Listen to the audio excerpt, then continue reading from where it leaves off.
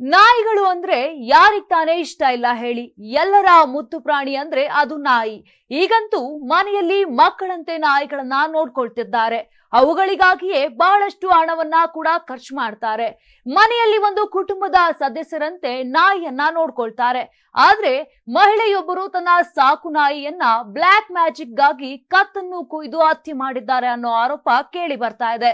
ಈ ರೀತಿಯಾಗಿ ಬೆಂಗಳೂರಿನಲ್ಲಿ ಇಂಥದ್ದೊಂದು ಆಘಾತಕಾರಿ ಅಂಶ ಬೆಳಕಿಗೆ ಬಂದಿದೆ. ಮಹದೇವಪುರ ಪೊಲೀಸ್ ಠಾಣಾ ವ್ಯಾಪ್ತಿಯ ಚಿನ್ನಪ್ಪ ಲೇಔಟ್ನ ಖಾಸಗಿ ಅಪಾರ್ಟ್ಮೆಂಟ್ ನಲ್ಲಿ ಹೃದಯ ವಿದ್ರಾವಕ ಘಟನೆ ನಡೆದಿದೆ.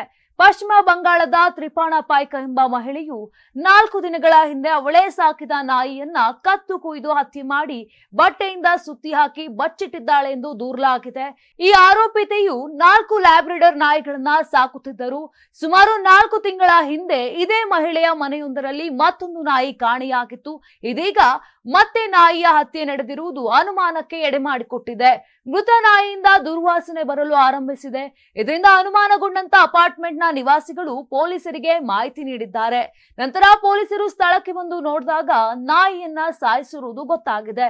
ಸದ್ಯ ನಾಯಿಯ ಮರಣೋತ್ತರ ಪರೀಕ್ಷೆ ವರದಿ ಬಂದಿದ್ದು 4 ದಿನಗಳ ಹಿಂದೆಯೇ ಹತ್ಯೆ ನಡೆದಿರುವುದು ದೃಢಪಟ್ಟಿದೆ. ಇನ್ನು ಬ್ಲಾಕ್ ಮ್ಯಾಜಿಕ್ ಅಂದರೆ ಈ ಕಪ್ಪು ಮಾಂತ್ರಿಕ ವಿಧಿಗಾಗಿ ಹತ್ಯೆ ಮಾಡಲಾಗಿತ್ತೆಂಬ ಶಂಕೆಯೂ ಕೂಡ ವ್ಯಕ್ತವಾಗಿದೆ. ಸದ್ಯ ಮಹದೇವಪುರ ಪೊಲೀಸರು ಈ ಪ್ರಕರಣವನ್ನ ಗಂಭೀರವಾಗಿ ತೆಗೆದುಕೊಂಡು ಹೆಚ್ಚಿನ ತನಿಖೆಯನ್ನ ಕೂಡ ಮಾಡ್ತಿದ್ದಾರೆ.